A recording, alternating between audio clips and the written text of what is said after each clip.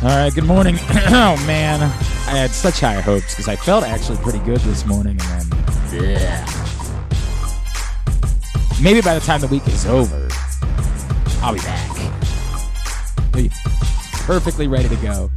And then, I'll go to another concert. I actually had somebody invite me to go see the Incubus show on a Friday night, which I would not be... I liked Incubus. And there's a couple of Incubus songs that I'd definitely be willing to belt out. It wouldn't be quite the same for me as it would get that third eye blinded. Boys get that syrup in. I don't know. I don't know if I'm going to bother. I think I might end up crashing. I just don't think I can do it myself again. I don't think I can put myself through the possibility that all of my white teenage angst comes back out at a concert again. And then I lose my voice for another entire week. I don't think I can do that. Plus, Rita's bailing on me on Sunday. I got to do the radio show by myself. Jerk. What a jerk she is. You can do it. You just got to ice the vocal cords? No, you got to do the hot tea. That's the play. And I just don't like the other thing I got going on right now. This is a legit deal. I've been doing the teeth whitening thing. And it makes your teeth and your gums all the more sensitive. So... I go to take a sip of the hot tea, and I'm like, ah! They gave me the Sensodyne in order to use as the toothpaste, and I'm banging ibuprofens like I was hungover on a Sunday morning in 2007 all over again. Hey, it's because I'm gonna have to be on camera again more in the future, and I would like to have even. I did some damage to myself in my earlier years, and I'd like to improve upon that. So I've been trying to do the teeth whitening bit, and everybody warned me. They were like, "Hey, your teeth are going to be super sensitive." I'm like, "Oh, okay, Chief, no problem." They do not describe a tenth of how sensitive it makes your teeth. I'm telling you, I take a sip of water, and I'm like, sucks. So the hot tea overwhelming. Your teeth look good. We're not there yet. There is the other bit where I'm also not convinced that it isn't nonsense. That I'm not convinced that it isn't a sham, because I've been doing it for a week now, and I don't know. I don't think my teeth look any different at all. And I asked them, "Hey, how long do you do it for?" And they're like, "As long as you'd like." I'm like, well, I'd like to not do it. I prefer to not do it at all. They were like, well, I'm just not convinced that it ain't a sham. That it's not you're just supposed to think that your teeth are everybody's like, you look great, but it's not really any different at all. Everybody just, you feel that way because you put in all the work. I'm proud of myself. I put the work in. I bet my teeth look good. And the truth is, it was just about improving your self-confidence. Didn't really actually do a damn thing to your teeth. All right, I'm sorry. I'm gonna calm down now. I don't know what just happened there. The moral of the story is that the voice is working its way back. It's not fully there yet, but it's working its way back. And I appreciate you being with us for Would You Rather Wednesday edition of Glenn Clark Radio. Would You Rather Wednesday is always brought to you by Glory Days Grill, where the summer seasonal menu is available. It's got the South Carolina barbecue chicken, the lobster roll with the grilled corn, the crab and lobster fries, plus some of the things that you loved from the spring seasonal menu stuck around, like the opener, the flash fried pork belly with the Korean No. 2 sauce, the Cracker Jack sundae, with the, oh boy. That's something different altogether. That's not, I don't know what that is. Well, maybe it's not different at all. Maybe it's all combined.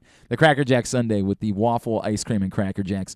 It's all available right now at your neighborhood Glory Days Grill. GloryDaysGrill.com is the website for you to get your order in. I have Would You Rather Wednesday scenarios posted on Facebook, Facebook.com/Glenn Clark Radio, or at Glenn Clark Radio on Twitter. We will get to them here in a couple of minutes. Coming up, busy day on the program. Doug Farrar is going to join us, one of our favorites. I hate this cord. This cord's going to drive me nuts. Half the time my left headphone just goes out, and all I got to do is literally touch the cord and it comes back in. I hate everything. Let me tell you about teeth whitening. It's not real. You don't hate our guest, though. I don't hate our guest. We have a good guest. Doug Farrar, USA Today. We'll talk some Ravens with him, get his reaction to the commentary about Lamar Jackson this week. Also coming up this morning, the great Mayne is going to check in with us. Kenny is now doing a few different things, but has launched a podcast with Audacy, And I'm pretty sure it's just like letting him be Kenny Mayne. I'm pretty sure they're not pigeonholing him like you have to talk about football. I think they're just letting him be him. And Kenny Mayne, of course, one of the better sports media personalities of the last 25 years. Looking forward to catching up with Kenny Mayne. We will talk football and things like that with him, but we'll probably just talk about whatever's on Kenny's mind as well. Colton Cowser is going to join us this morning. We make our trip to Bowie. It's been a couple of weeks since we've been making that trip. Last week, of course, they were on their break, and I was gone for the 2 weeks before that, so it was good to get back to Bowie, and that's where Colton Cowser is now, last year's first-round pick of the Baltimore Orioles. We will chat with him and Randy Mueller, one of our favorites, former NFL GM. I'm going to get his thoughts on specifically what we wanted to do this a couple days ago. Randy's involved with the XFL now, so I want to get his thoughts on the Kyler Murray deal, of course, the independent study clause, which is wild, and how it impacts Lamar Jackson. So we will do all of that today on the program. Orioles with another come-from-behind victory last night, another fun night at the ballpark. Ramon Urias continues to be Joe DiMaggio. I somehow don't think we're talking about this enough. I think because we have no idea what Ramon Urias really is, it's very difficult to have a conversation about what it is that he's doing because we don't know like how to put it into context whatsoever. Ramon Urias is hitting .397 this month. Wow. .397 in the month of July. Now, I get it. There was a week where, nobody played any games because of the All-Star break. So it's 4 days, and we're only at the 27th. So I don't know if we call it a full month or if we who cares? It's yes. Damn close enough. .397. As Sarah Langs pointed out, who is a guru of all things baseball statistics, previously worked for ESPN, now works for MLB. The month isn't over yet, but Ramon Urias is hitting .397 in July. That would be the highest batting average by an Orioles player in a calendar month, a minimum of 50 plate appearances, since Adam Jones hit .400 in April 2015. May I make that? I remember Adam Jones getting off to a hot start. I don't remember him hitting .400 at the end of April. Like, that would be a very big deal that I feel like we would have talked about ad nauseum, is that somebody was hitting .400 a month into the season. I just don't remember that now. I don't doubt Sarah Langs in any way. I just can't believe I don't remember that Adam Jones was literally hitting .400. .397 in the month of July. What is Ramon Urias? We don't know. It's going to come up here in a minute when we get to Would You Rather Wednesday. I don't know what Ramon Urias is. This goes back to some of the conversations that we've had in the past about other players. Are they guys that are just on an unbelievable heater? We talked about this with Austin Hayes earlier in the season, right? Was Austin Hayes just on the heater of his life? Or was he really establishing himself as a Nick Markakis-esque piece within the Orioles rebuild? Well, at the moment, we would probably lean more towards he was on the heater of his life. Of course, he wasn't hitting .397. Not that Urias is hitting .397 for the year, but .397 for the month. And I still think Austin Hayes is a really good baseball player, and I still think that he's going to be a part of this thing. But, yes, he has not maintained the absurd standard that he set earlier on in the year, which we all said was damn near impossible because it was insane what Austin Hayes was doing. Lots of players have stretches where what they're doing is bonkers, or what they're doing is overwhelming. But it's not really a story of who they are. Another number that was pointed out about Ramon Urias, Zach Silver, who of course covers the Orioles for MLB.com, said today was Ramon Urias' 161st game in the big leagues, one shy of a full season. Of course, for the most part, guys don't play 162 games in a full season. That's very rare. So I think we can go with 161 games as being a full season. His career line, his slash lines, 278, 342, 442, a 786 OPS with 19 homers and 77 RBI. That's a nice product in a telling sample size. Now, the immediate follow-up response to that would be, right, but that includes him hitting 397 for the last month. So if he hit something that was just good, like if he only hit 340 this month, what would those numbers be? Because 1 month within the sample size of 161 games can seriously change those numbers. What is Ramon Urias? I don't have a clue. I mean, I really don't have the answer to this question. I think he's been a hell of a bat of late. I think he's certainly been more productive than the throwaway player that we thought he was a year ago.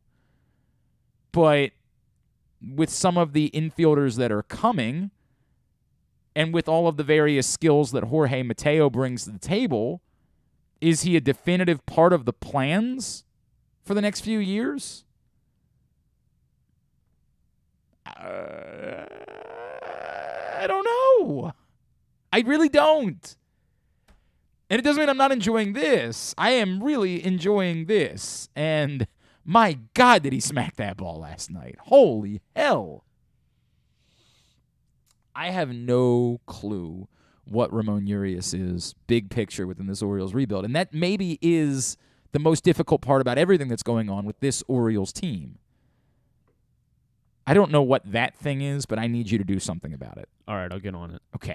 I'm assigning you the task of whatever that. Can you put that on the camera somehow? Is there a camera that can show? Oh, did it go away? Oh, it's still over there. I don't know. There is some sort of creature that is inside this studio, and I don't know what it is. I don't know how it got in here, but I don't care for it, and I don't want to deal with it any longer. And, of course, as Griffin runs to find like a paper towel or something, we're not going to find it again. It's going to be gone by the time he gets back. You still see the guy? You still see that guy? Hey, Griffin. What is it? I don't know what that thing was. That's what concerns me. It's when I see something and I don't know what it is. Bro, I'm with you. Easy over there, guy. Easy. Well, where did it fall? Down. Griffin. This is very specifically on the list of things that you signed up to do. You can't bail now because you don't like it. We cannot have that thing continue to be in this studio. No, we cannot, because it's all I'm going to think about for the rest of the morning. I will not be capable of continuing the show with whatever the F that was in this studio. That looked like something from Stranger Things. That looked like something that was going to crawl into my skin. No chance in hell I'm continuing life. I don't even know how to describe it. It was big. It was hairy. What do you mean you think you got it? Do you think you got it or did you get it? There's a big difference between those things. There's like a crack in the window, not a crack in the window, but like a little hole, like between the window, and it just crawled down into that. So it is still around. Griffin, what do you want me to do? I want you to get into that hole, and I want you to find that thing. I want you to smoke that thing out. I got a lot. I think he crawled outside. No. That is not a good enough standard around here. I know that our standards are low. I understand. I get it. Trust me. I've been around here longer than you have. I understand that we don't have the highest of bars for what we accept as quality around these parts. But that, I think it might have gone outside. No! It's no longer in the immediate room. Oh, my God. I had something crawling on me yesterday. I was like, what the hell? I thought it was a tag on a shirt that I was wearing. It might have been a tick. I don't know what's going on here, but we got to do something about it. We got to talk to somebody. All right? Yeah, I cannot. It was one of those million-legger thingies that just looked hairy. It was hairy as hell. It was hairy as hell. I did not want to touch it. Somebody's got to do it. I know. I got to keep the trains moving. It was moving. I was trying to, if I was going to try and let it escape. And it escaped. No, so that's the thing. It's out there. You were willing to let it escape. You were willing to let it continue to live. No. That sumbitch can't live. Offers nothing to society. Maybe if I had like a gun. Then A gun? I didn't want to touch that. What the hell is going on around here? You gonna start firing a weapon? AC Sports on YouTube said, Griffin, I'll give you $20 if you chase Glenn around with it in the studio. I mean, so that gives me, if I'd seen that probably would I give have me an more incentive. Yeah, 100%. Now you get some incentive. But to do it is something really about gone now. I don't know. No, you say it's really gone. You're just making nonsense up. You're saying something's gone because you don't want to deal with it any longer because it terrified you. I don't know what that thing was.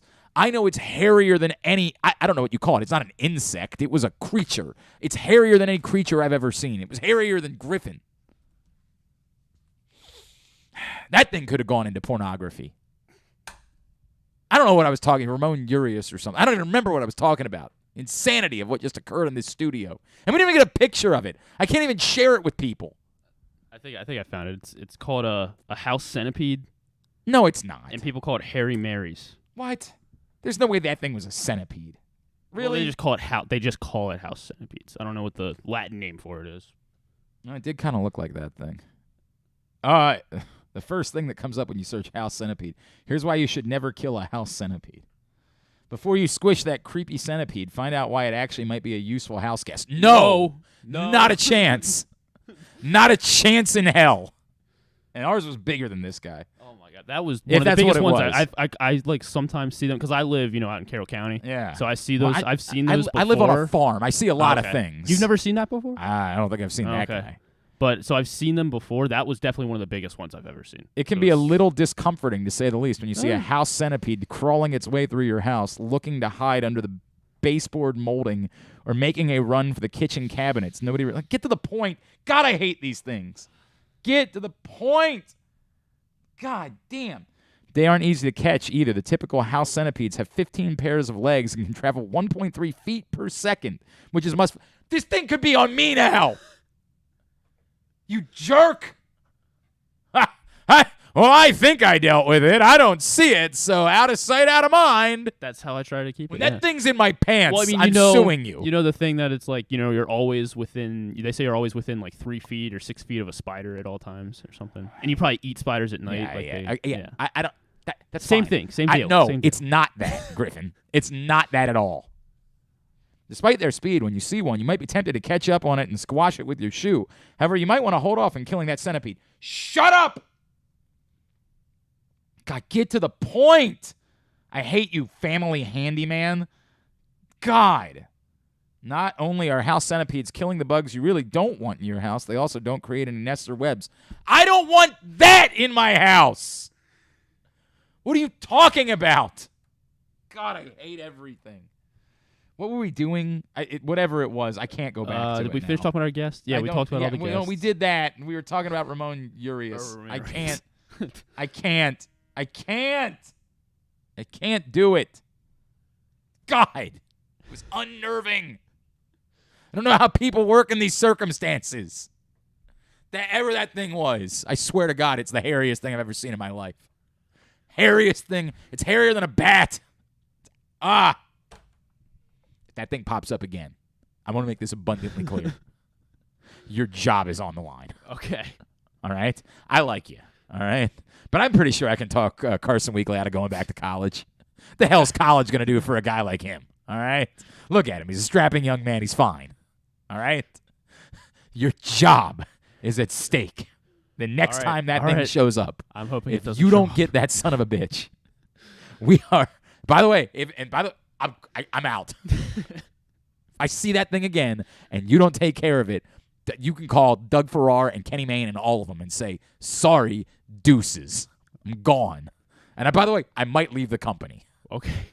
I might leave the company. I might get out of the business altogether. I might go into pornography. By the way, you shaved. I did. When did you shave? I shaved last weekend. I did not notice until right now. Yeah. What was the thought process there? I don't know. Just felt like it was time. Had it for a while, and it was kind of like, it's getting a little long, getting a little.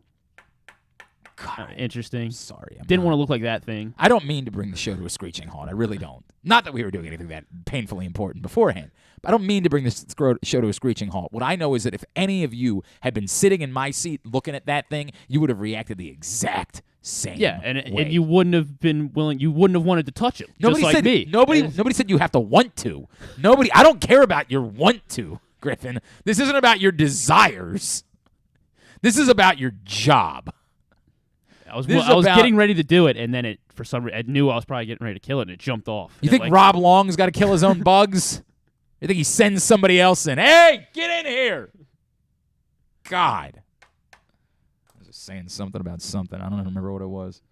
Ramon Urias. Ramon Urias is a stud. I don't even. Is it Urias or is it Urias? I've heard it. Somebody did. It's like a Arauz.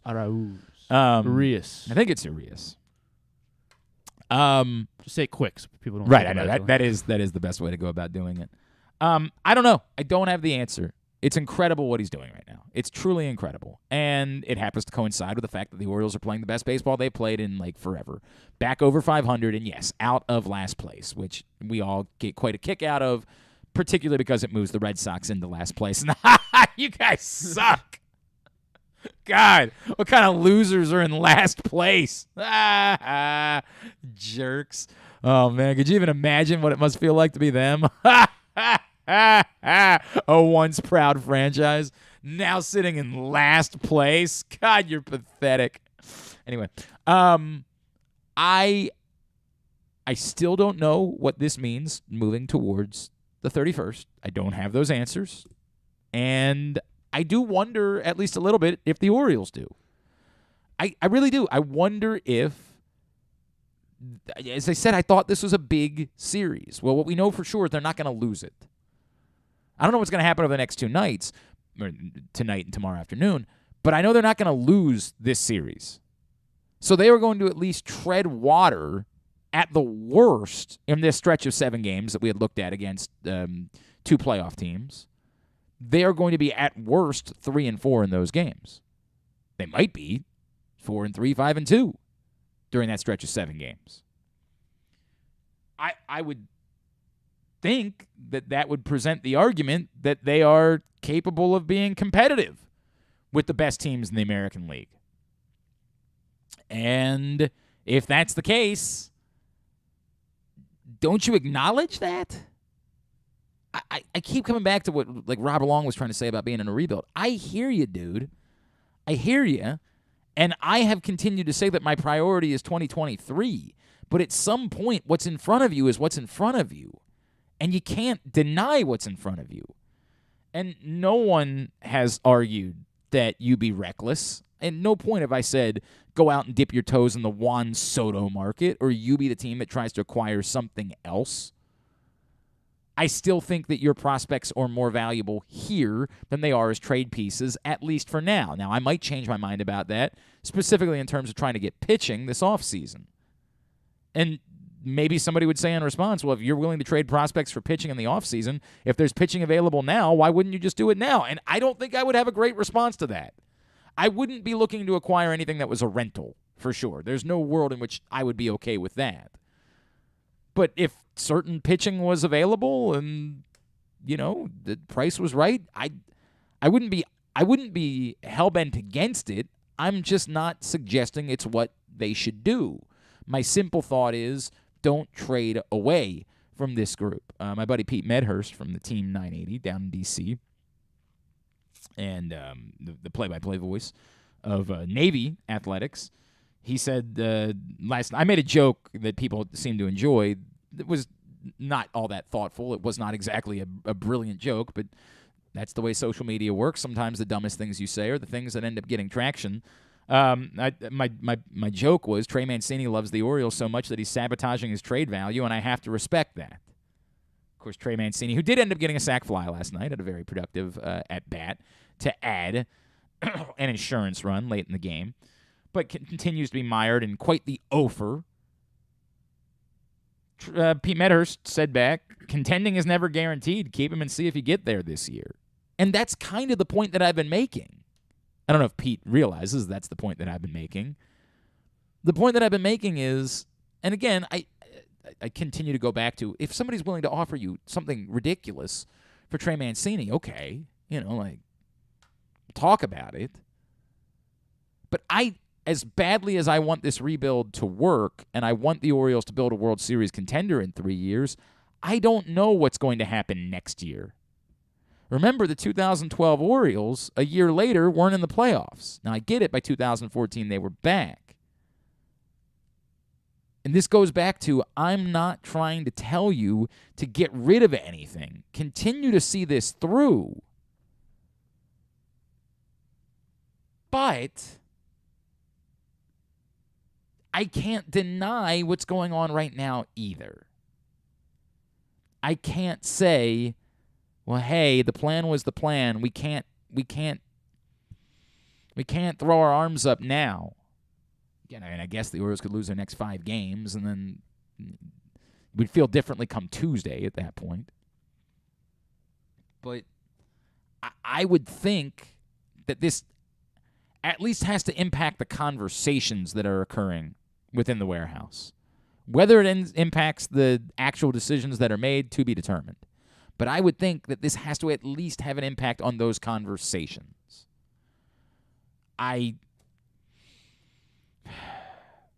It should, but we got to keep in mind, what Elias's job is, what his goal is, and that's to make sure this team is contending for years to come. But again, we talk about his plan. You can't sell me on trading Trey Mancini for somebody's international 19-year-old that you kind of liked in scouting is the difference in whether or not you're seeing this through. You can't sell me on that. You can sell me on that's why you have to trade Jorge Lopez. I've said that a bunch of times. I don't feel about Jorge Lopez what I feel about Trey Mancini.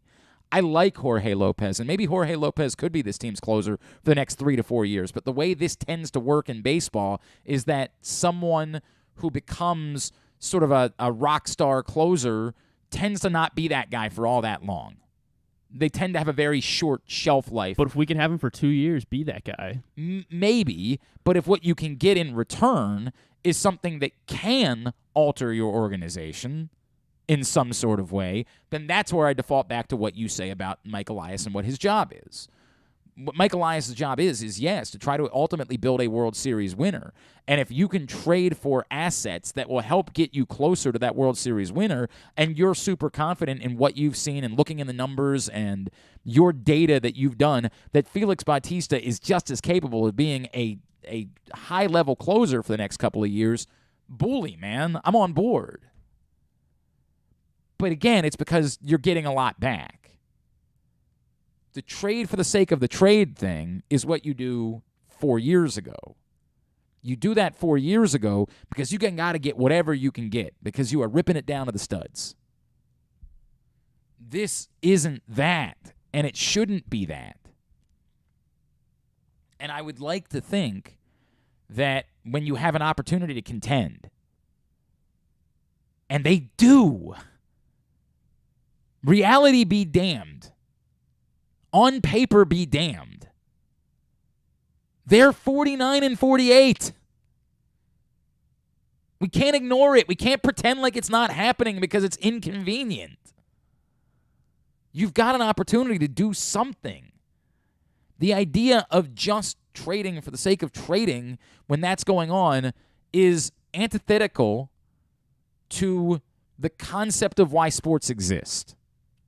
I'm not trying to make this holier than thou, although it's terribly important within the world. But why are you a sports fan if your team has a chance to win and you say, yeah, but just make whatever trade for the sake of making it? There are adult ways to have these conversations. We're all capable of it. And if they do trade Trey Mancini, inevitably the argument is going to be from them, well, even if you don't feel strongly about this guy, we do, whatever the return is. Whatever the return is, the argument would be, we think this guy is special and could be a part of something. That's what they'll say. And maybe not in those specific words, but that'll essentially be what they say. But I'm going to continue to have the opinions that I have about it. If I was a Rays fan, would I be distraught about the fact that they pulled Shane McClanahan last night when he was cruising after 7 innings? He had a really shaky first inning, and then after that, he was dominant. Aaron Oster's had 7.5 strikeouts. What a stupid idiot. He only had 7. You suck. God, you don't know anything. 7.5. And as I said, I don't think he even tried to get a half a strikeout. I didn't see him attempt to get a half a strikeout. Would I be distraught about them pulling Shane McClanahan? I don't know. Maybe. The guy pitched 7 innings. Like I don't know what more you can. If you can't get 2 innings out of your bullpen, I think you got bigger problems. Cannot relate here in Baltimore. Cannot relate to the fear of having to get 2 innings of work out of your bullpen. Of course, ultimately they didn't even get the opportunity for a second inning because the Orioles didn't need to bat in the bottom of the 9th. So they only really needed 1 inning, and they couldn't get that. That sounds like you got a bigger problem there. If the only way you're going to win is if Shane McClanahan has to pitch 8-9 innings every time that he pitches, you're probably going to have problems. You're probably not going to win anything. So I get it. It's easy for us to do this, and Lord knows we don't care in Baltimore because, hell yeah, pull Shane McClanahan. Your bullpen stinks. But my response back to them would be, you got to be able to get 3 outs. I mean, you got to be. You can't do that. You got far bigger problems. And credit to Adley Rutschman, who got a big hit before the Urias home run. It was a big hit. Turned it into a go-ahead homer instead of being just a tying home run that extended the game. So fun night, really fun night for those of you that made it out to the ballpark. Again, I'll be there tomorrow afternoon. Hope you'll come join us. We'll be in section 96. It doesn't look like there's a lot of tickets left in 96, but go to the surrounding sections as well in the bleachers. And I think we're a bit further back in section 96 where some of Mo's family is going to be and friends. Our buddy Damon Amendolara, who joined us yesterday. Tickets are only $10. And despite the fact the Orioles did a weird bit where they made me buy 3, a really weird bit. I selected my 2 tickets because Rita, the NFL chick, she's going with me. I selected my 2 tickets, and then they were like, hey, sorry, if you want those, you got to buy a 3rd. I was like, what? Well, you're not allowed to leave 1 seat, which is a really weird bit, and I don't much care for it because I've never had that happen before, but my God, they were $10 tickets. So I was just like, fine, I'll buy the 3rd. If we use it, we use it. If not, I paid for $15 tickets, which I think that's okay. I think I can live with that. And go to threadlevelmidnight.com and get your Be Momentous t-shirt as well to support the Johns Hopkins Children's Center. We will see you tomorrow. Series continues, of course, tonight with Tyler Wells back on the mound, making his second start of the second half, going up against Drew Rasmussen in Game 3 of the 4-game set. Quickly, I'll give you the setups for Would You Rather Wednesday, and we'll get to them later on in the program. 3 setups today. Number 1, would you rather, and this is where the Ramon Urias thing comes into play. We got to get a definitive answer so I don't keep butchering the man's name. Urias. Need it. What's that? Urias. But you're just saying that. You have no idea. I mean, this is a fake right. it until Sounds you... pretty good. Shut up. Needing a bat. The Mets actually want white-hot Ramon Urias. And they're willing to part ways with one of their top 10 prospects in a package to get him. And the Orioles do have infielders coming. Or, no, not doing that. Urias is the team's best player right now, and maybe he's actually kind of special. It's number 1. Number 2, would you rather? All Lamar Jackson slander completely and totally ends forever immediately. Yes, that one. Stop. It's all gone. The man gets the flowers that he deserves. Or, actually, as a fan, I kind of like the whole chip on the shoulder thing. And when my favorite players and teams have to go out and prove the doubters wrong.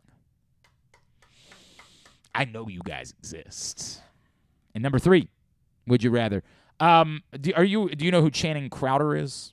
Not Channing Tatum. Yeah. Yes. The actor. That one podcast. Channing Crowder, a former linebacker, who's now on I believe it's the Pivot podcast. I think he's on something else too, but he does the Pivot podcast. Keeps himself relevant. Yeah. Yes, he keeps himself quite relevant.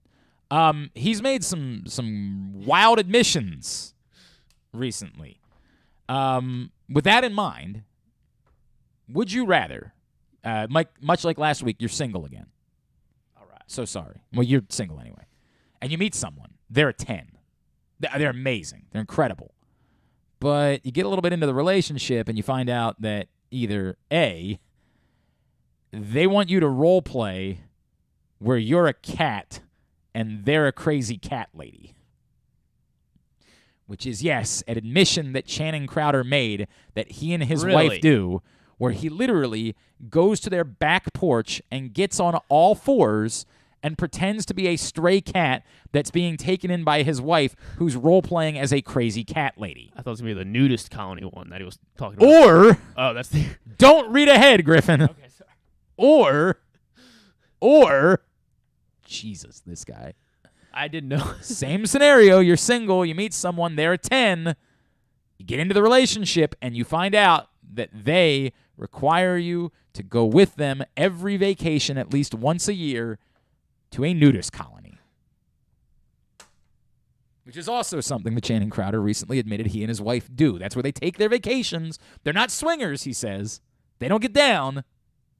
They just go because they like, quote, being around naked people, unquote. Although he did admit he doesn't necessarily love when someone's you-know-what is right next to his eggs at the buffet at breakfast every morning.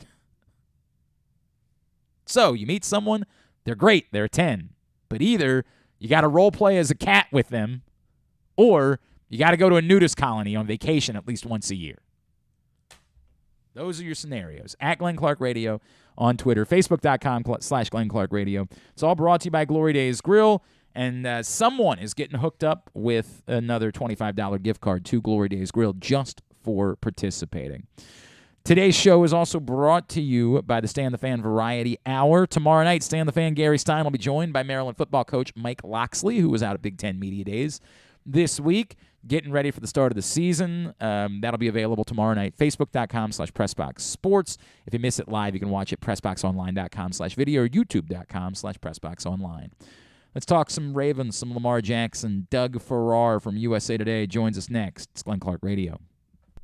Sports fans, the wait is over. The all-new FanDuel Sportsbook is now open at Live Casino and Hotel in Hanover, Maryland. This is your chance to win big right in your own backyard. Bet on every sport with self-service kiosks and watch all of the action from the best seat in the house. Make every moment more at the all-new FanDuel Sportsbook at Live Casino and Hotel in Hanover. Please play responsibly. Gambling problem? Please call 1-800-GAMBLER or visit mdgamblinghelp.org.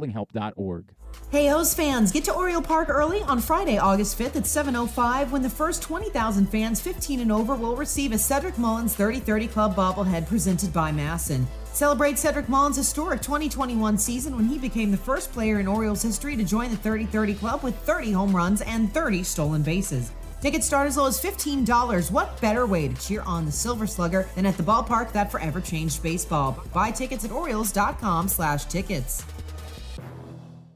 The biggest pro wrestling stars today and all time all have one thing in common. You've heard them on Jobbing Out. Matt and Nick Jackson, the Young Bucks. Thanks for having us, man. Appreciate it. The great Kurt Angle. Thanks for having me on the show. I appreciate it. Matt Riddle. Yeah, man. Thanks, man. The champ, Drew McIntyre. Oh, thank you for having me. The great Ron Simmons. Damn.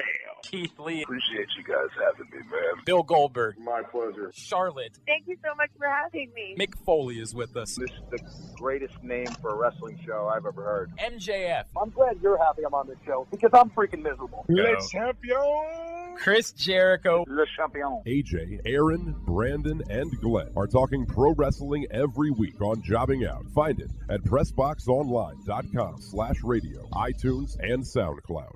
The Toyota Tacoma comes in a wide range of models and trim lines. You can choose the perfect Toyota to reflect your unique personality and driving habits. Check out buyatoyota.com for deals on new Tacomas from your local Toyota dealer today. Stan the Fan here. Welcome welcoming back one of my favorite sponsors, the Costas Inn. And everybody around Baltimore knows the Costas Inn is a great place to go and grab crabs, steaks, salads, soups, whatever's on your mind to eat in person. But did you know that the Costas Inn has upped their game? They are now one of the premier takeout places in Baltimore. Give them a call now to order your food, 410-477-1975. That's the Costas Inn over 4100 North Point Boulevard. The latest edition of Pressbox is available now, and it's our very first Salute to Coaches issue. On the cover, we recognize Ravens coach John Harbaugh ahead of his 15th season. Also inside, find tributes to Navy football coach Ken Niumatalolo, UMBC soccer coach Pete Caringi, Maryland soccer coach Sasho Sorovsky, and field hockey coach Missy Maharg, Mount St. Joe basketball coach Pat Clatchy, and Poly basketball coach Kendall Peace. We also honor recently retired Johns Hopkins lacrosse coach Janine Tucker and Calvert Hall baseball coach Lou Eckerl, the athletes whose lives these coaches have impacted, offering insights on what makes them special and why they've stood the test of time. Pressbox is available for free at over 500 area locations, including 60 Royal Farm stores, and you can always find the entire edition, as well as the best daily coverage of the Orioles, Ravens, and Terps at PressBoxOnline.com. To follow the show on Instagram, it's just Glenn Clark Radio. And to follow the show on OnlyFans, wait, I don't think you're supposed to know about that one. Any hoodle. Take it away, boys. All right, back in here on GCR as we continue. Get me your responses for Would You Rather Wednesday. We got a bunch already. We're getting some good action on Would You Rather Wednesday today. Continue to get me those at Glenn Clark Radio on Twitter. Let's talk to one of our favorites. Doug Farrar, USA Today, is with us here on GCR. Doug, good morning. How are you, my friends? Good morning. How are you today? I'm all right, buddy. I'm wondering if you knew you were coming on with us today, because I can't help but notice you've done a bunch of Lamar Jackson content this morning on Twitter. I think I did know it was coming out today. I may have done that. Yes. So let me that may not be a coincidence. Yeah. Let me try to separate two things, right? And it's funny because I know you're friends with my radio co-host, the NFL chick Sarita Hubbard. She and I get she and I get into conversations a lot about how what we struggle with is there are times where we want to criticize Lamar Jackson, but we don't like doing it because so much of the criticism that surrounds Lamar Jackson is so patently absurd and ridiculous and nonsensical and embarrassing that when we criticize him in any way, it feels like we're piling on to that. That people no longer are capable of separating what is this nonsense that apparently some anonymous defensive coordinator told to Mike Sando of The Athletic the other day, which makes utter and completely zero sense and is ridiculous and we've seen so much of over the years from what is fair criticism of him, which is like, he played very poorly against the Blitz for 4 games last year after he was off to a great start. And, this video that you find of him, it's tough for us because there is warranted criticism to be had of Lamar Jackson. It's just not usually the stuff that you hear being spewed by nonsensical carnival barkers and apparently defensive coordinators. Yeah, I mean, I'm kind of prepping an article on all this, and I went back and looked at the defensive coordinator. I don't care if he wins MVP 12 times. It almost seems personal at times. Like I like Bill Polian, who famously said Lamar should be a receiver, and then he had to recant it. And I think there are some guys who had an image of Lamar, what he is and what he isn't. And to whatever degree Lamar has leapfrogged that and become a different, better, more developed player, it almost seems like these guys don't want to be wrong, and they were wrong to a degree, and they just can't, what Polian said was ridiculous. I give him some credit for at least saying, yeah, I was wrong. Right. And, okay, full marks. Cool. Let's move on. And in Sando's quarterback tiers piece, which is, I've known Mike for like 20 years because we're both in the Seattle area. It's a great piece. He did what he does. Yeah. I've talked to 50 different people in the NFL and put together, it's a must read every year. There was one offensive coach who talked about the Miami game in Week 10 and how Lamar struggled to read coverages. He struggled to see what was on the field. He couldn't, and that's accurate for that game, and it's accurate for other games.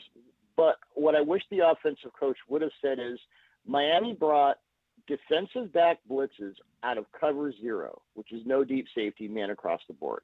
They brought DB blitzes at a rate that has, at least in the last 6 years per Next Gen Stats, no other quarterback has faced. And Brian Flores and Josh Boyer, his defensive coordinator for the Dolphins, did some really sick stuff last year. Unfortunately for the Ravens, they're going to see it more because now Brian is with the Steelers. So I wish the coach would have said he struggled to read, and maybe here's why, as opposed to he just struggled to read. Because when you say that Lamar Jackson struggles to read coverages without the additional specific context of that situation, then that, just like you said, it feeds into all the garbage, which, there's a lot of that. Mm-hmm. So all I can do when I analyze Lamar or any other player, I look at metrics, I watch tape. I don't have a rooting interest either way, positive or negative. I don't care. I don't care if Lamar Jackson is the best quarterback in the NFL or the 32nd best. Right. It's not my job to care about that. It's not my job to say go Ravens and whatever. I can tell you what I see on tape. I can tell you where the stats line up. We can talk about specific situations like that Miami game, which was really weird. And Harbaugh said after that game, yeah, we had a plan for it and it didn't work. And what I think that means is we didn't have a plan for it because it had never happened before, at least not in the last 6 years. So that's a long way of saying, to your question of not wanting to pile on, I think when you're analyzing Lamar Jackson in a vacuum, as coldly and dispassionately as possible, which is what I try to do, I look at what the tape tells me. That's all I can do. So, what's really interesting about I know you shared one from Miami, but the other one that you shared this morning was from an interception from the Chargers game.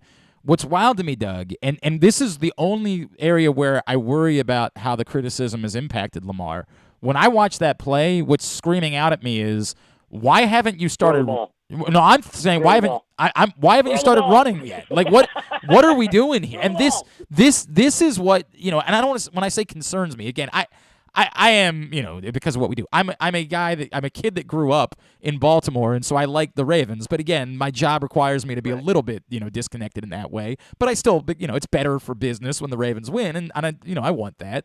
Like, all I can think to myself is, I worry a little bit that all of this stuff has gotten to him, and he's convinced himself he needs to run less because, for whatever reason, every other insane person believes that quarterbacks have to run less. And when I watch that, all I'm saying to myself is, my God, look at all the room to run, and you're the greatest running quarterback in the history of ever. What are you doing? That's the crazy thing that jumps off the page to me there.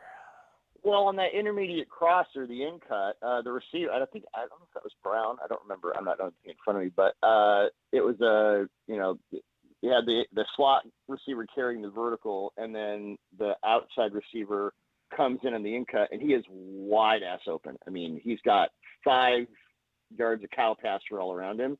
And I went back and looked at all of Lamar's interceptions last year, and I think 3 were just Hollywood dropping balls, and we know how that goes.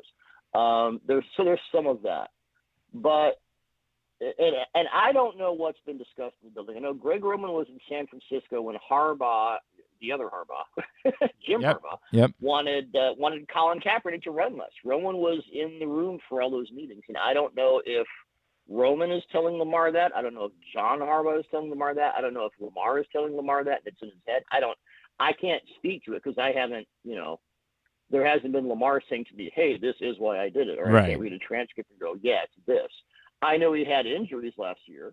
What struck me just in an overall sense, and this was true on some of his touchdowns as well, some of his really best plays.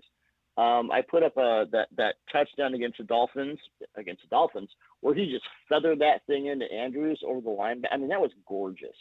And if Aaron Rodgers makes that throw, we're all talking about it. I don't remember anyone saying, oh, my God, what a throw, because it was Lamar, and that kind of feeds into what we were talking about, the preconceptions of what he is and isn't. But if there's one thing that stood out to me about Lamar last year, and maybe this is the hesitancy to run, everything was a tick late. And this was really true on his interceptions. It was true on a lot of his touchdowns, where he would overcome and throw off platform, make a big play. But last year, those, he's out of the pocket doing random stuff, and oh my God. Well, it was oh my God about 50-50 good and bad. But the hesitancy in the clean pocket, you're throwing late. And if I were to sit down with Lamar and watch tape with him, that's what I'd want to know. I'm not so concerned about running or not running, but if you're going to stay in the pocket, if you're going to be a pocket passer, and he's better at that than people think, by the way. That's the truth. I agree with that, yes. He's not Tom Brady in the pocket, but Tom Brady can't run for 1,000 yards either, so you take what you got. But if there was one thing I would want to ask Lamar, it's why are you so hesitant to make these throws when they come open? You can throw your receiver open with anticipation. Anticipation throwers do that. Lamar threw his guys closed a lot. And what I noticed in the intermediate to deep stuff especially is guys were waiting on those throws. And I think it's a twofold problem here where Lamar was hesitant and he was also what I call a fixator. He was like his eyes were on his first read all the way through. And I don't know if that's because that's not always been the case. I mean, he can read, he can go through his progressions. But last year, it seemed like, especially when the primary read was Mark Andrews, and you kind of understand why. Yep. When the primary read was 89, that's where he was going. The defense knew it. The guy selling hot dogs in Section 300 knew it. I knew it watching TV, and I certainly knew it when I went back and watched the overhead. I'd want to know from Lamar why all of a sudden the hesitation. Now, is that a product of you're not sure what you're seeing, or is it I should be running here, but I want to stay in the pocket? And you know how this is. If you're thinking Yep. instead of reacting at NFL speed, you're dead. Yep. Go home. Yep. It's not going to work. Doug Farrar, USA Today, with us here on GCR. Doug, I can't help but wonder about what impact there is on him being skittish behind the line that he was forced to play behind last year. Alejandro Villanueva, of course.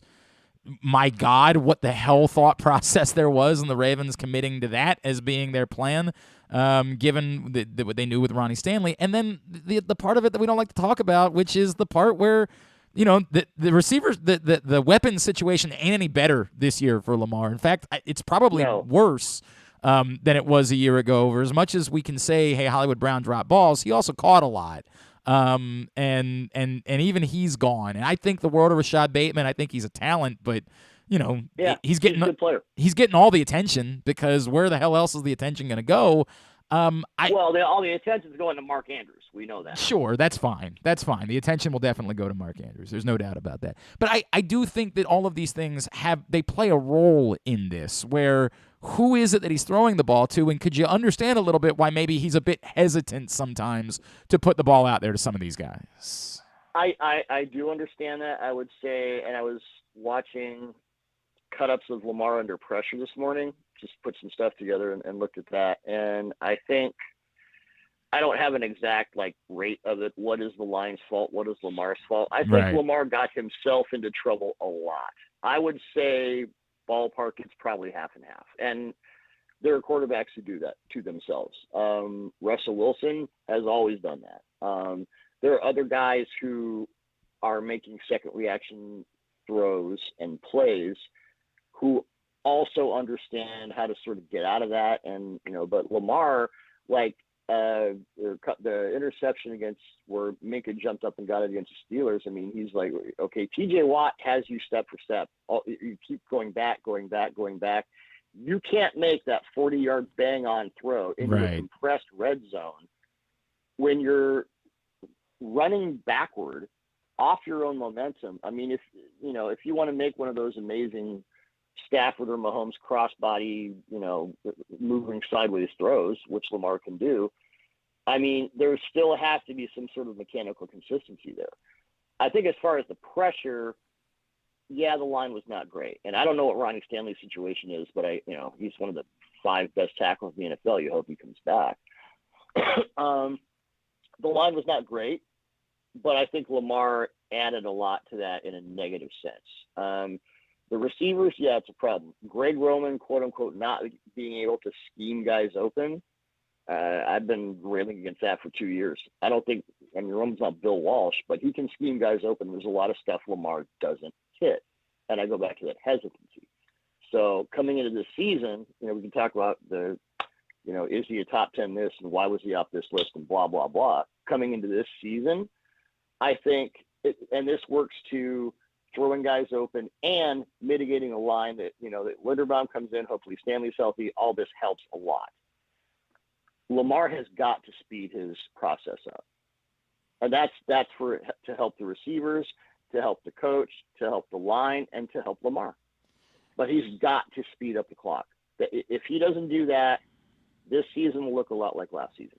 That, to me, is the primary issue. Okay. Doug, it looks like, and they won't announce this, but they haven't really argued it at all.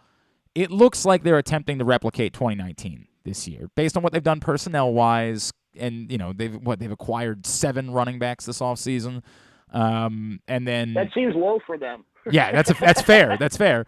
And then the fact they kept Greg Roman around, it looks like they're saying, hey, we want to get back. They lost their running backs last year. They weren't able to do what they wanted to do last year because they didn't have a running back that had been on the roster. They added guys in week 2 and hoped for the best.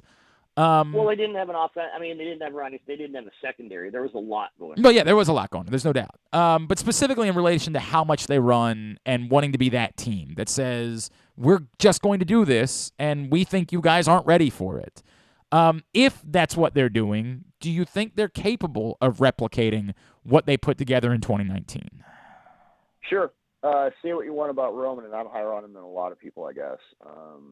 You go back to Buffalo, you mean Tyrod Taylor, a Pro Bowler, Kaepernick, where he had the most complex run game in the NFL with the Niners, and he knew how.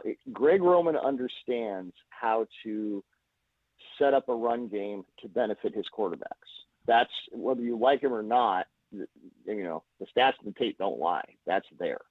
I think it's possible, but in that kind of offense where, especially if you're running a lot of play action, and this is just simple, physics, quarterback turns his head in play action. Well, what teams are doing a lot now is they're waiting on, if they see, okay, this is the play action thing, we're going to spin the coverage. So when you turn your head back around, you're seeing a different picture. What helps Lamar is to get and I know they had one of the highest rates of 7-step drops a couple years ago. I think that reduced last year, but, more quick game, and not just quick game, but allowing him to have those first reads open, check the flat. Don't wait downfield for the 30-yard post when you're going to throw it late because you're not sure of what you're seeing. If Lamar is having those quote-unquote vision issues, quick game's going to help him. And it's also going to help him in play action where, and this is true of most quarterbacks, when they turn their heads and all of a sudden it's, cover 3 and I thought it was 2-man. Uh-oh, what do I do now? So they, can they get back there? Yeah. Can they be that team? Sure. Lamar hasn't lost any of the stuff that made him an MVP in 2019. I would say that he hasn't lost anything, but there are additional things I'm seeing now that cause concern. Okay. We will see how this plays out this season. At NFL_Doug Farrar is how you follow him. Doug, what all can we plug for you, man? Well, on Touchdown Wire, Mark Schofield and I just did our top 101 players in the NFL today, which is off our 14 position lists, and you can go read what Mark had to write about Lamar Jackson right there. All right. We will check that out today. Touchdown Wire, USA Today. Doug, appreciate it, man. Thanks for doing this morning. Always look forward to these conversations. I'm sure we'll chat again real soon, all right? All right. Thanks. Take care. Doug Farrar, USA Today, checking in with us here on GCR. Again, I understand the things that Doug's saying about Lamar Jackson, and I think a lot of them are quite true. I'm hesitant to trash Lamar Jackson because, again, the separation between, let's say trash, that's not even fair. That's not what Doug did either. To criticize Lamar Jackson because the line between fair and unfair criticism has been so ungodly blurred at this point that I don't want my criticism to be lumped into the same pile as the nonsense. I think pointing out things that you see on film and saying, hey, look, this is on him. This is on him. He's got a clean pocket. And he's throwing someone closed. It's not unfair. Now, a lot of good quarterbacks do those things. I mean, I'm being completely honest. There's a lot of, go back and look at the interceptions that other great quarterbacks threw, and you'd find out there were some serious problems in the process. Not every interception that's thrown is just somebody else dropping a ball. Hour number 1 of today's show is in the books. It's been brought to you by your local Toyota dealer, buyatoyota.com. Make the most out of every day in a Toyota RAV4, available in hybrid or gas-only models. A RAV4 can get you where you want to go in style. Check out buyatoyota.com today for deals on new RAV4s from your local Toyota dealer.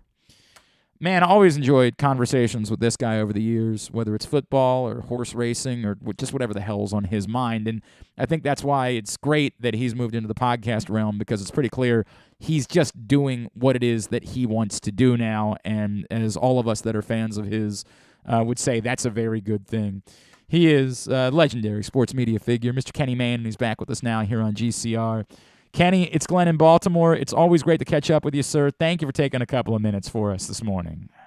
Absolutely. Thanks for having me. It's great to chat with you, dude. Kenny, tell me about getting into the podcast world, working with Audacy, and is it as simple as saying, look, I just want to do something where it's what I want to do. Just would you be willing to trust me in order to pull something like this off?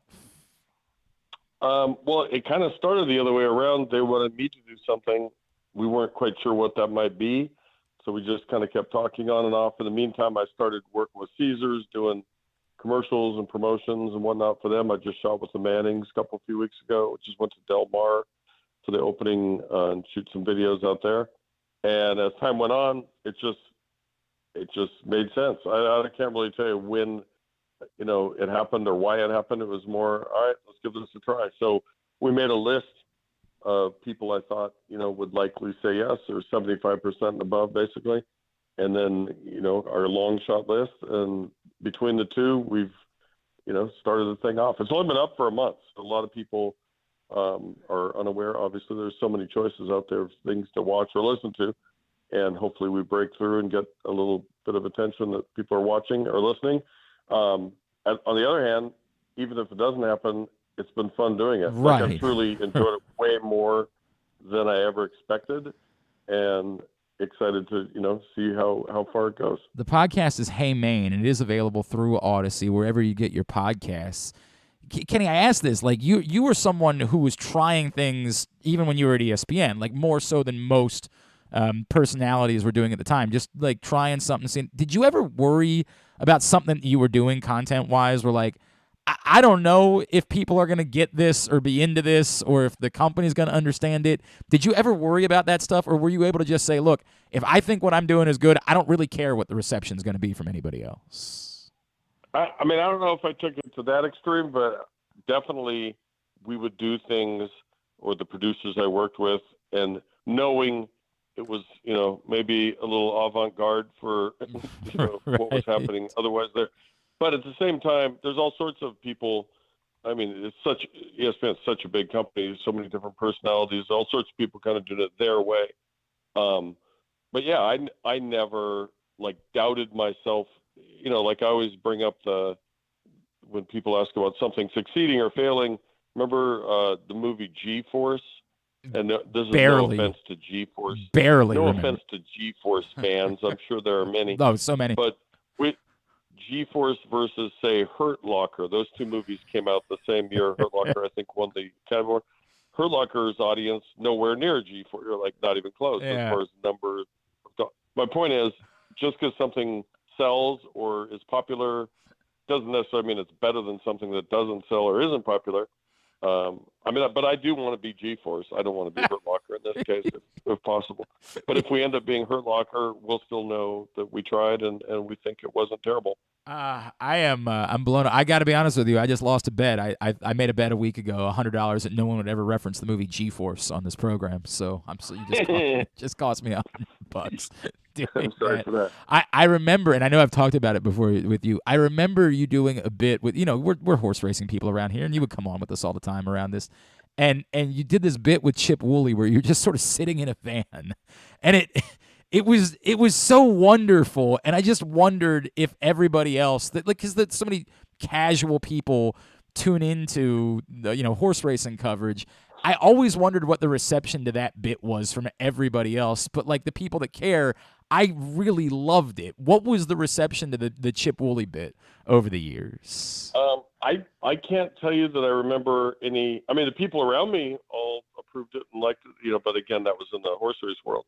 But the reference was that Chip, it was his truck is what it was. That's right. Chip Woolley was the trainer of Mind That Bird, who won the Kentucky Derby 50-1, at ridiculously long odds, and he drove the horse from New Mexico to Churchill, where most big time outfits, fly their horses in, unless it's a close ride. And he was just kind of the small time guy that, hit the jackpot. They made a movie about it, and I can't even remember the entire thrust of that story. I think we made some other joke about making it to Belmont in the truck or whatever, and we sat in the truck and did the interview. But yeah, we did stuff like that oftentimes where we weren't sure how it was going to be received, even in our own little show group, much less, by the wider audience. But I think you stick to what you know and what you believe in, and sometimes it works and sometimes it doesn't. I mean, by and large, we were happy with the way most stories turned out. We definitely did some that even our little group afterward, that my producer, me, and whoever was involved were like, all right, that wasn't very good. We shouldn't have done that. And in fact, we did one where we made fun of our own story the very next week. We did this horrible story about, it was Thanksgiving week, and we were doing a story about a player who had relatives, like in his bloodline way back to the Pilgrims, right? Okay. And it just wasn't very funny. It was poorly written, poorly acted, poorly executed, and poorly received as well. So the next week we were doing a takeoff on the movie Inception called Interception, and we were at Green Bay pretending we wanted Aaron Rodgers to finance this movie that we were thinking of. So we knew our last story sucked. We gave him the line to say, like, why would I trust you after that horrible thing you did last week? And then we showed a clip. Yeah. So, I mean, sometimes you can mock yourself and, like you just keep going, right? There's always the next one to do. I always say, like, somebody young in the business, you're probably going to be better, your second day than your first, or your second year than your first. And after you've done stuff a long enough time and you've made hopefully the worst of your mistakes earlier, you're still going to take chances and miss. There's all sorts of singers or people in Hollywood or whatever that do their art, and it's like, oh, that wasn't a very good album, as it turns out, or that movie sucked. Like you can't hit a home run every time, right? That's true. That's true. It doesn't happen every time. Sometimes, unfortunately, the misses. With a baseball player that hits 300, they're going to the Hall of Fame, right? Well, they struck out a bunch of times in the process. That's the way it goes. Kenny Mayne is with us. I'd say hitting a baseball is harder than making a movie. Probably at that level, a little bit harder. Although I don't know, it's not easy to make a movie. To be fair, Kenny Mayne's with us on Glenn Clark Radio. Kenny, it's interesting to me because I remember watching your Final Sports Center. I don't know. I'm a big Kenny Mayne fan. I really enjoyed you, and I love Marshawn being part of it and the whole thing. And I remember thinking to myself that night, I just wonder if maybe Kenny isn't ESPN anymore. And I'm not trying to take a shot at them, but I'll compare it to the fact that, like all we're talking about in Baltimore this week is this stupid quote about Lamar Jackson in The Athletic and an honest GM, and the dumbing down of the discourse and just saying anything for the sake of saying it. And it's not unique to ESPN. It's how a lot of this business has gone. And I would think that, like, if somebody walked into you and said, hey, Kenny, we want you to do that, I would think you would say, yeah, that doesn't really sound like something that I'd be much interested in doing. Is there any reality to maybe that you just weren't going to do the things that maybe they wanted to do as a media company any longer? No, I don't think that was really a part of it. ESPN's still putting out great shows. They broadcast great games and, 7 days a week. They have some shows where that's the point of the show, is to argue about whatever the latest supposed controversy was, or who should get traded, or who's elite, or whatever these debates are, right? That was never my thing. I more typically did SportsCenter, where it was just the news of the day, right? It was whatever happened today, we're going to report it. Here's the game that just ended. Here's this or that happened. And that's what I enjoyed the most, because there was the immediacy of it. There was kind of the adrenaline rush of, a no-hitter just happened. We have 90 seconds to figure out the top of our show. Sure. Like those kind of things were what made it really fun, and what I still think they do. It's not like they stopped doing that. There's a whole lot of other time to fill. It's never been, something that I, as a consumer, am that high on, like listening to people argue on the radio or listening on TV about stuff that I don't find to be worth the argument, I guess. Right. Like, are we really... There's an audience for it. Yeah, we're really doing LeBron James and Michael Jordan again? Like, that's really what we're doing with our day? That's how people are choosing to spend their time? Especially when Kareem Abdul-Jabbar is the best player ever. So, I mean, that's a dumb question and argument to begin with. I don't know why, and basketball is not the only one. The Jordan thing is always there. But they do it with quarterbacks. They do it with best college, whatever. It's like, I just never found that argument to be very interesting because there's so many other factors to consider. The way the game was played at a certain time, who certain stars were playing against. You could go on, and even like quarterbacks back when defenses could play bump and run the whole field, that was a different game than where they protect the quarterbacks now, and there's the 5-yard rule and all. So it's kind of hard to even compare eras in the first place. Oh, my God. And after you have all those arguments, what happens anyway? Nobody gets a prize. Correct. There's no parade for the fact that you... By the way, what you're bringing up, we literally just had this conversation yesterday about the stupid Jerry West, J.J. Redick thing, where I'm like, my God, Jerry West he wasn't making the money that these guys are making. He couldn't spend as much time dedicating himself to training and sleeping in hyperbaric chambers because they didn't exist at that point. Yeah. Like, what is this conversation? Who knows what Jerry West would be in this? Like, I don't understand why we get obsessed with these things. Like, there's got to be something better to do with your time. You got to be able to have a hobby. Take up cross-stitching, something. There's just got to be a better way to spend time than doing this type of stuff. Yeah, I think I played. I wasn't any big star, but I played through college, and so I had a sports background. But all the while I was playing, my goal was not to do something related to sports originally. It was to be in more serious endeavors, in the history or politics or documentaries. And I started that way, like in local news is what I was starting out as. Then sports just kind of happened. The show the station I worked for added weekend shows before they only had Monday through Friday. Okay. And it was like, hey, you played football, you're doing sports. That's kind of like how my sports broadcasting career started. So I never knew that. That's cool. Now I can, kind of do a little of everything. That's awesome, man. Kenny Mayne, just another minute or two with him. Kenny, does it make sense to you, just to bring it back to Baltimore for a second, why Lamar Jackson is such a polarizing fit? Like, I hate just immediately, and I know, the way that you lean in your political thinking. I hate just immediately going to, well, everyone's just a racist, because I just don't want to believe that, right? But my God, like, we've never seen someone so talented and so incredible that is still so insanely maligned. Just nonsensical things that are said about someone who is so incredible, and I hate to think that the answer is just because racism, but boy, it's really hard to dismiss that possibility as you have the conversation. I would agree with your summation of it, although you can't speak for everyone why they make objections or have such a strong opinion about somebody.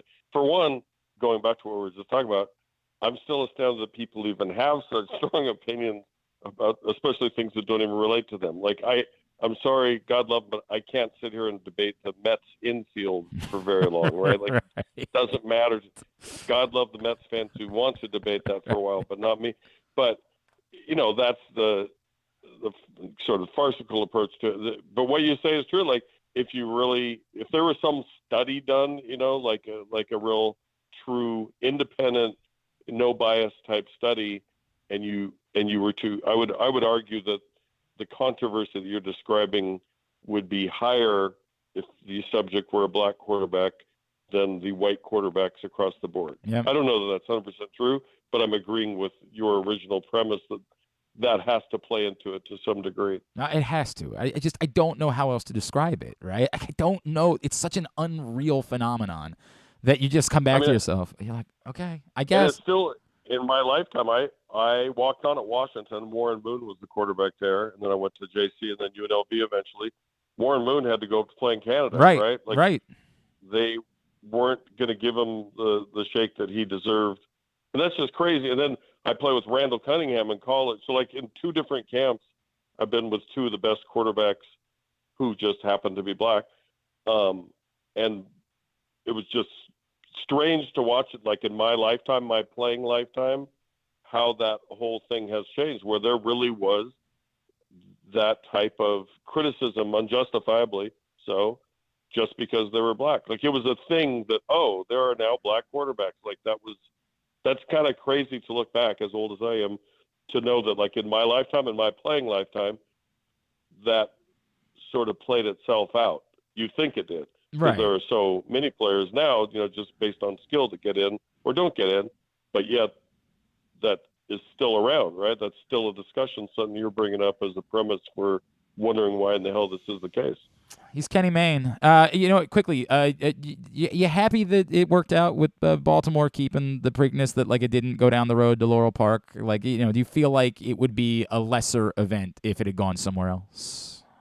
I mean, the place has needed a new paint job for a while. Yes. I will say that. Yes.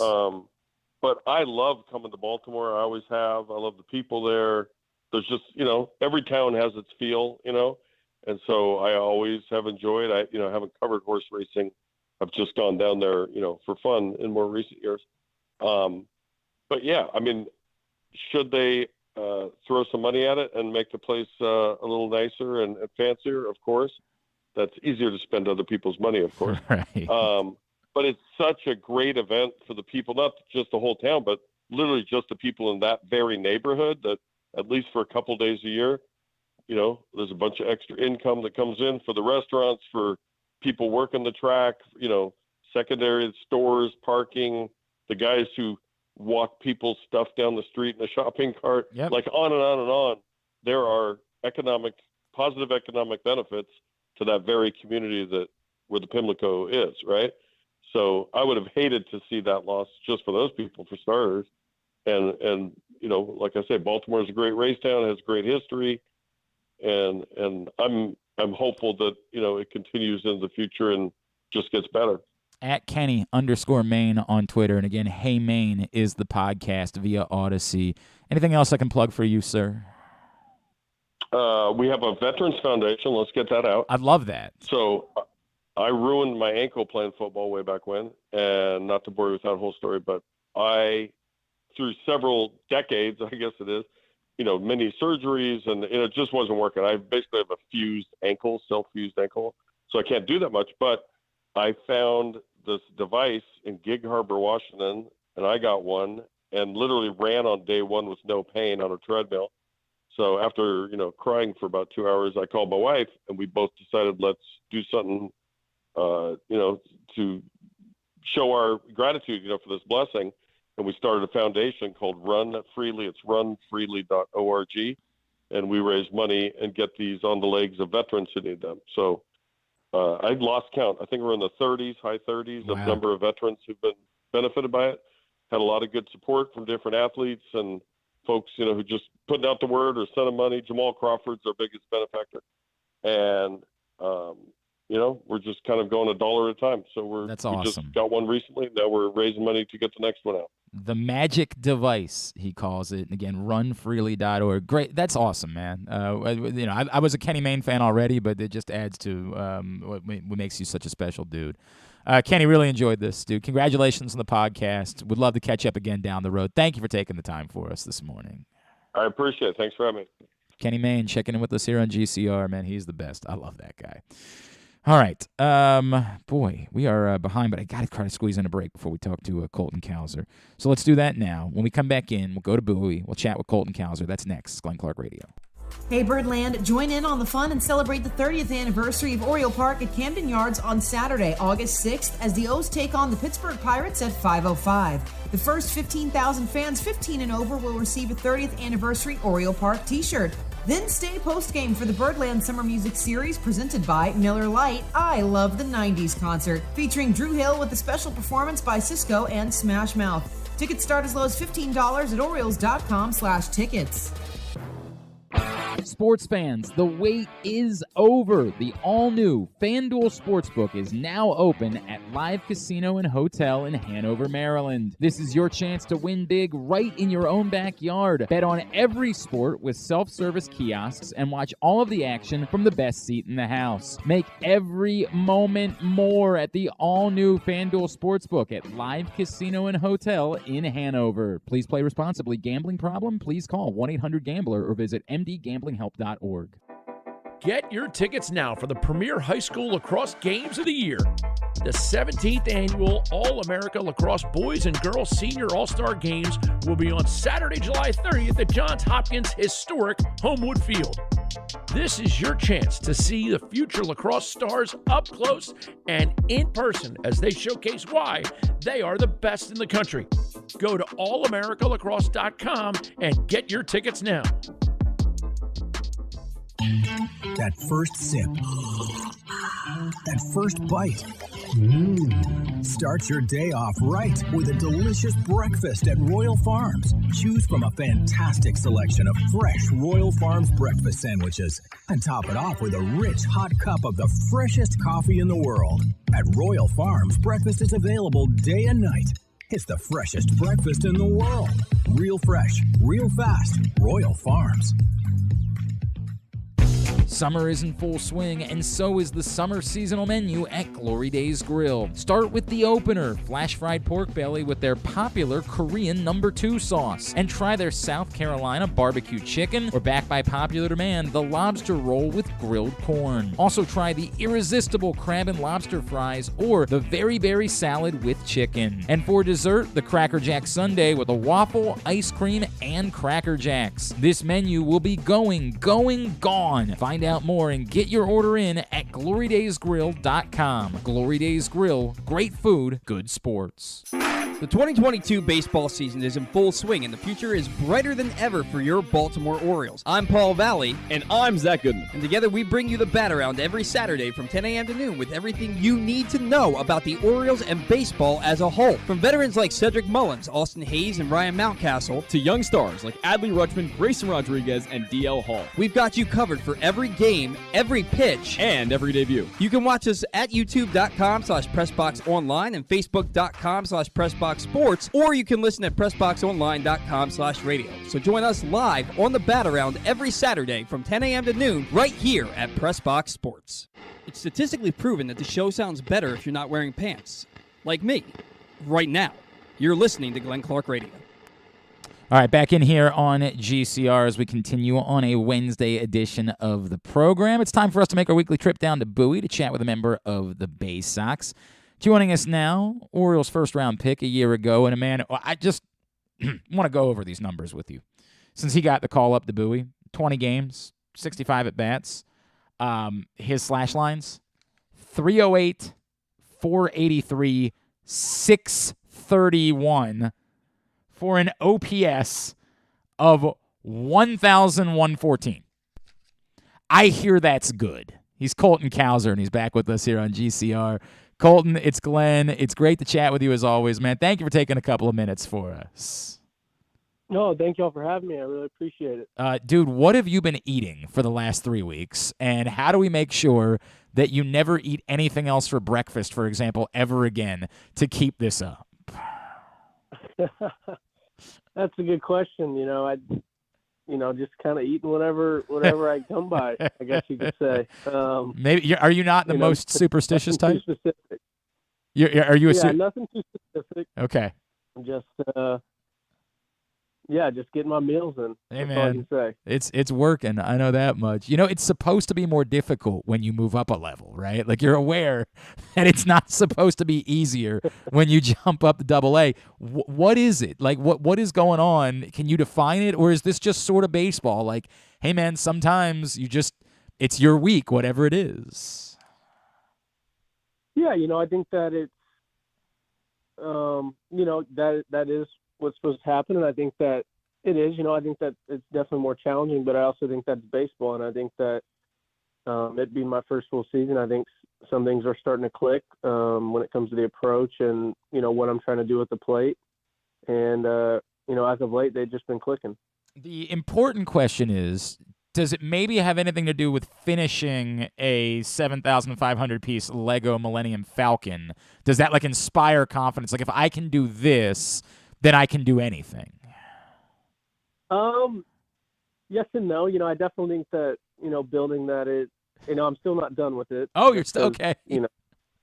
I know I've kind of been lax about it, but I would say, that definitely takes your mind off things. Gets your mind going, I guess, in a different sense.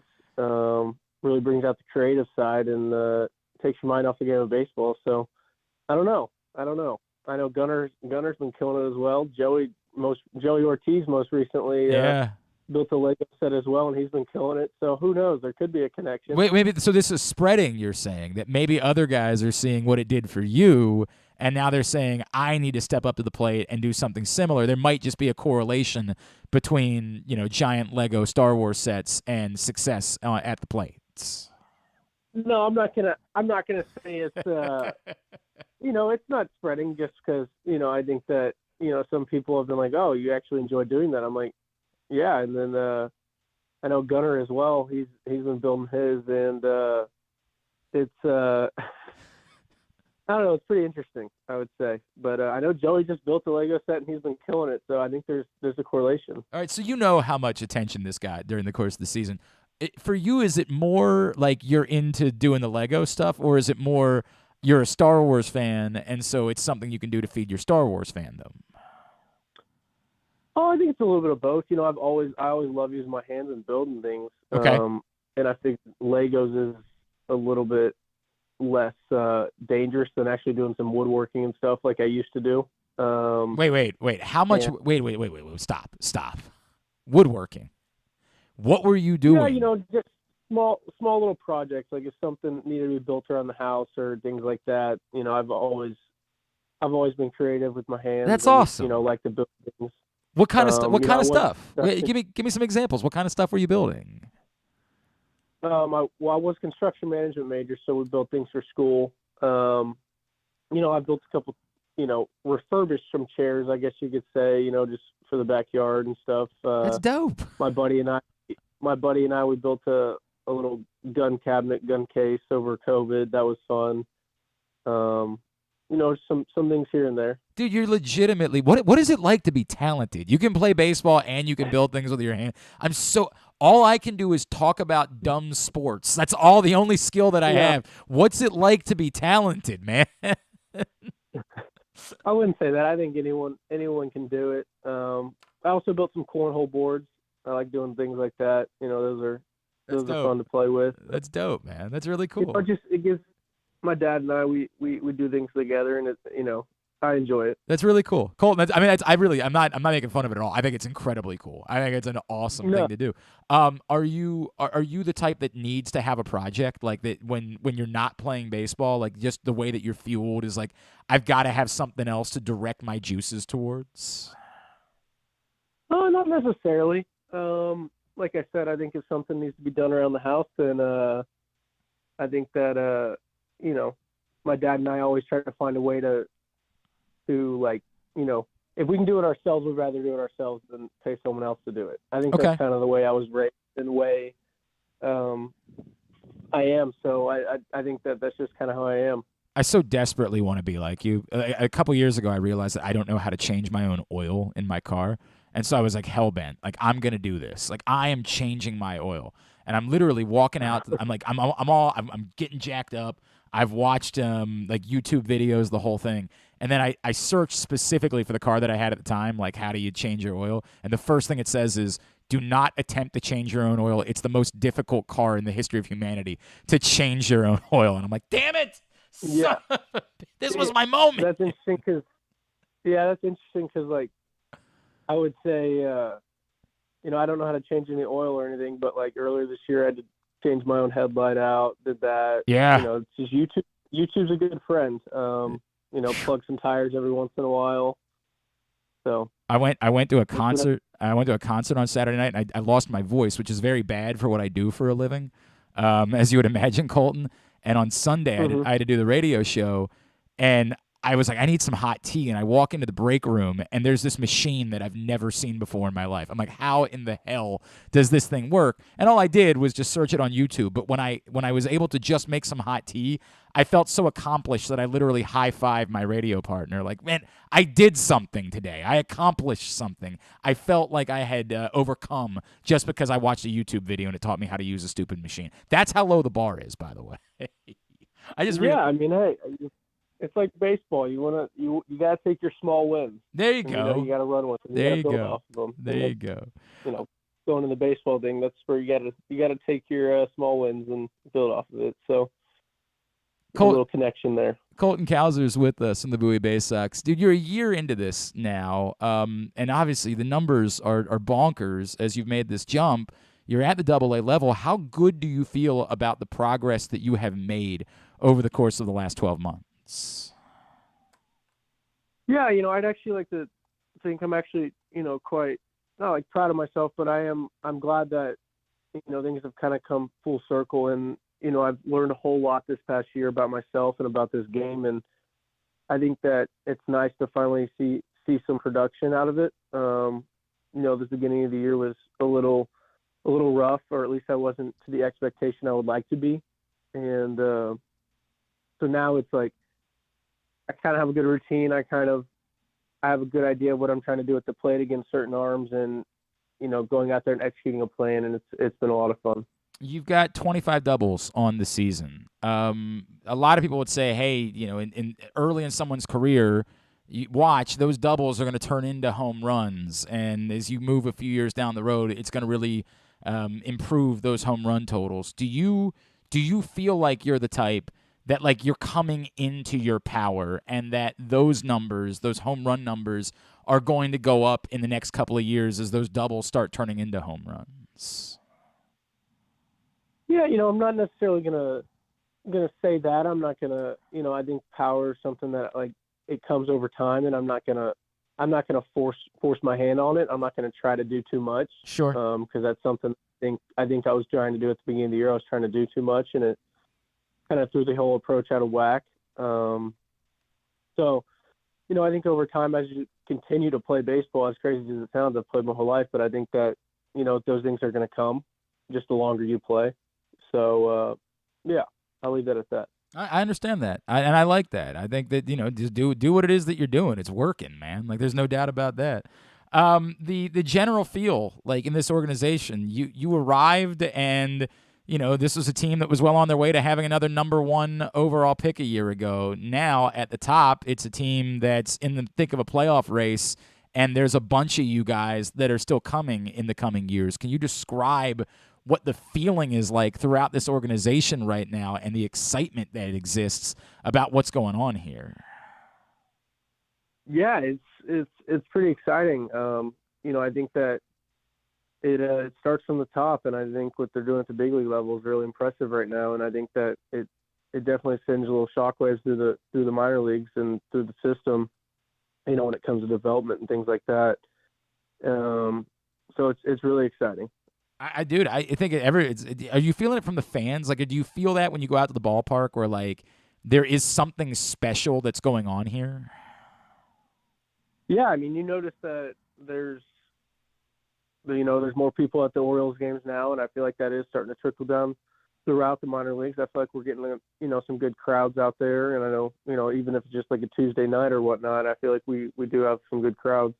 All right, so I was told something, and I don't have a number to back it up, but I was told by somebody who was out to see you recently that you have a knack for being hit by pitches. Is there some truth to that statement? For some reason, we talk about getting moved up to AA. I've for some reason been hit by quite the amount of pitches. What is going on?